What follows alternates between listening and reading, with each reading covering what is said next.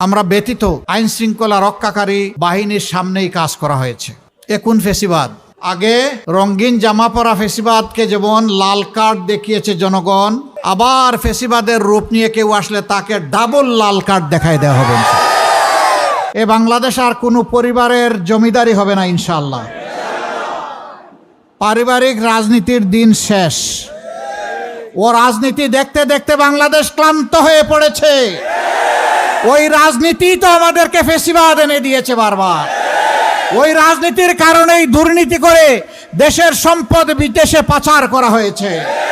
ওই রাজনীতি তো আমাদের ব্যাংকগুলোকে ধ্বংস করে দিয়েছে।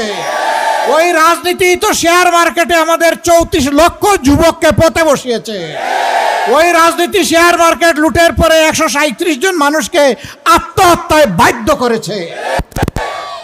ওই রাজনীতি তো আয়নাঘর তৈরি করেছিল। ওই রাজনীতি দেশের মানুষকে, বিশেষ করে মা বোনদের ইজ্জত সংরক্ষণে ব্যর্থ হয়েছে। অতীতের কুখাইসলত যারা ছাড়তে পারবে না, তারা আবার বাংলাদেশকে পিছনে নেওয়ার চেষ্টা করছে। বাংলাদেশের রাজনীতির চাকা আর পিছন দিকে যাবে না ইনশাআল্লাহ। এই যুবকরা এখন চাকা নিয়ে সামনে এগিয়ে যাবে। যুবক বন্ধুরা তৈরি হও।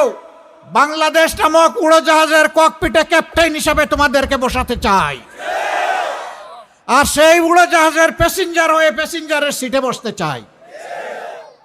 তোমরা দেশ চালাবা। অতীতের সমস্ত পচা দুর্গন্ধযুক্ত যে রাজনীতি ছিল তাকে 2 পায়ে দলে মাড়িয়ে বাংলাদেশকে সামনে এগিয়ে নিবা ইনশাআল্লাহ। বলবা যে আপনি তো আমাদের হাতে দিয়ে আপনি বিশ্রামে চলে গেলেন। না, আমিও তোমাদের সাথে